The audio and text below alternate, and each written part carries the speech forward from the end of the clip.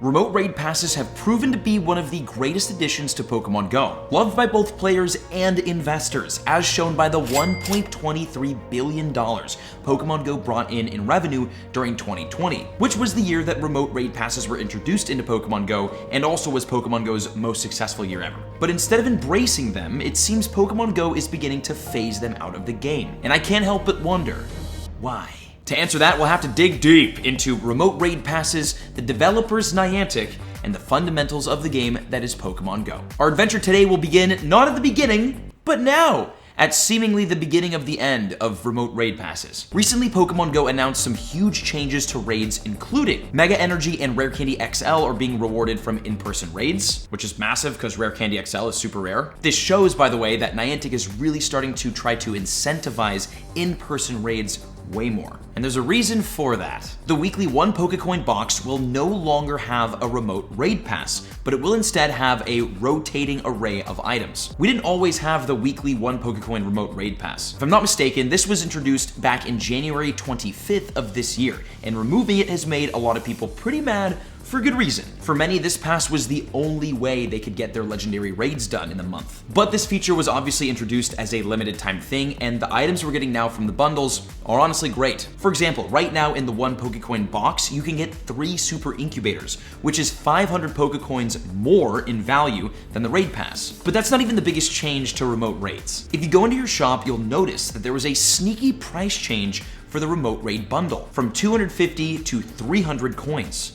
Which sucks. This makes the remote raid pass bundle the only item bundle in the shop without a discount. For example, buying 200 balls is cheaper per ball than buying 20 balls. This one hurts, especially because it wasn't even announced, there was no explanation for it, it just happened. Now, remote raids themselves weren't always a part of Pokémon GO. In fact, most of the game's history was played without remote raids. Remote raid passes were introduced into Pokémon GO in an announcement on April 15th, 2020 in response to the global COVID pandemic. The announcement stated you'll be able to join any raid battle you can see on the nearby screen or that you can tap on the map. Then in a later update on July 15th of 2020, the ability to invite friends from anywhere in the world to raids was introduced. And with that, the floodgates were open. Boom! Yes! Yes!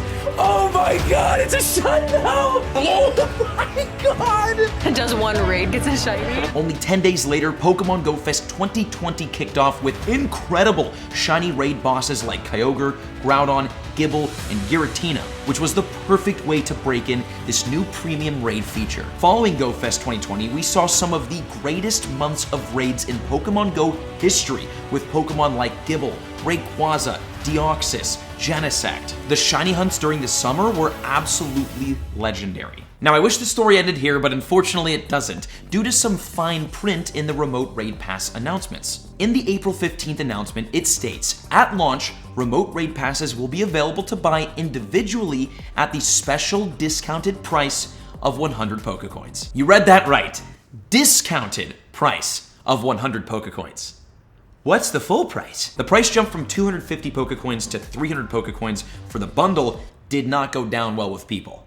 What happens when we go to the full prices? And all of this gets even more complicated when you realize what Niantic's master plan for remote raid passes were, which could somewhat be seen in an article posted on June 21st of 2021. In it, it stated, remote raids have become an important part of the game this past year, and we're going to continue evolving them. Our intention is to find the right balance between remote play and in-person play, so stay tuned for more details in the coming months. Many of these in-person raid changes will be to prepare for the eventual return of EX raids. Funny enough, we still haven't seen EX raids come back. I'm not mad. Ironically, this was actually the article that sparked the whole Heroes Niantic debacle of last year. This article was basically stating they were going to start rolling back the pandemic bonuses, including remote raid passes, I guess their effectiveness. Now, to make sense all of these seemingly nonsensical changes to probably the best feature ever introduced, we need to take a look at Niantic's mission. On their website, they state very clearly what their company mission is. Niantic's mission is to use emerging technology to enrich our experiences as human beings in the physical world. We build products that inspire movement, exploration, and face-to-face social interaction. That's it. That's what they're about, and that mission is the mission they will ingrain into all the games they develop, especially Pokemon Go. But times change, and so do games. So why can't their mission change? To explain this, I'm going to show a quick clip from the company Y Combinator. Y Combinator is a startup incubator who has basically helped incubate some of the most successful companies we all know today, like Twitch and Airbnb and many others. These people know startup companies, and Niantic is a very successful startup company. In this clip, a man named Alfred Lin explains company culture, which also includes the company's mission, and why it's so important. This is a quote from Gandhi: your beliefs become your thoughts become your words become your actions, and your actions become your habits, and your habits becomes your values, and your values become your destiny. If you don't have a good culture in the company, you can't pursue your destiny. Why it matters is it becomes the first principles that you sort of go back to when you make decisions.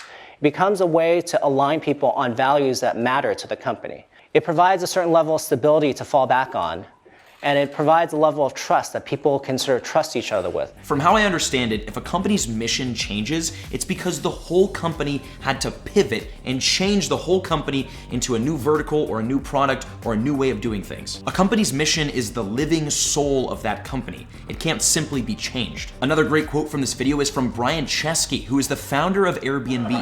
The thing we learned, and we were 3 people, was you need to have, if culture is a shared way of doing things, there's really 2 parts. One is behaviors, and those can kind of change, and maybe 50 years from now, there will be rituals and behaviors that will change and be different.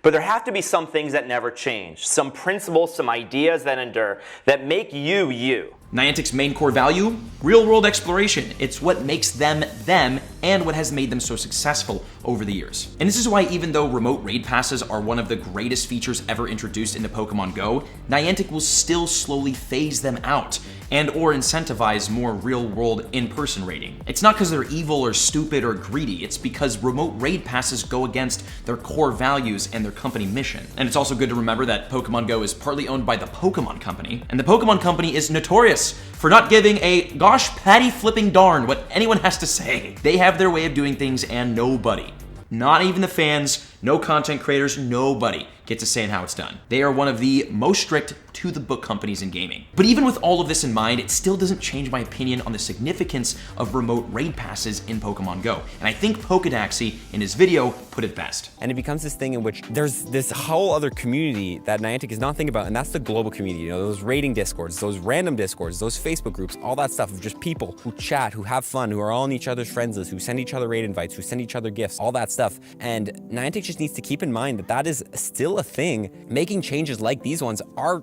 hurting these communities, and Niantic wants to thrive. They want to create communities. That's the whole point of their game. So I think that's just something Niantic needs to think about, is the whole thing of local and global communities. There's 2 types of communities now. You need to think about both, and you can't just always just try to think about pushing local and pushing local. And yes, obviously local is great, but is it worth pushing local and hurting global at the same time? Now, I don't think Niantic will ever fully remove remote raid passes from Pokemon GO, but I do think they will begin to nerf them more than we see today, possibly raise prices even more, because apparently 100 Pokecoins, it's still discounted. And they'll keep incentivizing real-world in-person raids like they're doing right now, with the guaranteed Mega Energy and with the chance of getting rare XL candies from in-person raids. After all, this is Pokemon GO. That is so cliche and corny to say, but it's true. It's part of the freaking name. We understand what we're playing here. Either way, I just really hope that Niantic improves their communication with the community when making these large in-game, game-changing decisions, because they promised that they would do that.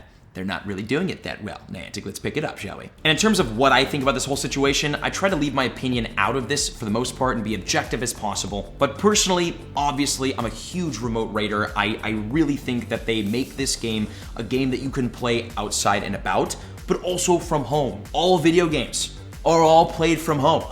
These updates made Pokemon GO a game that was playable from home. Sure, you can go outside and adventure, and it's probably better if you do so, but you can still play it from home, which is what made the game so fun to play during the pandemic. And I said this before, and I'll say it again, but watching them roll back these changes, it just kind of sucks, because I understand why they're doing it. It's part of their mission. I get it. But these are definitely quality of life updates that I wish would stay in the game. But again, we'll probably never see remote raid passes fully leave. They'll just be nerfed. Hopefully not into oblivion. But those are my thoughts. Let me know yours down in the comment section below. And if you enjoyed this video, there's some others on screen I know you'll enjoy too. Click them, check them out. See you in the next one. Take care.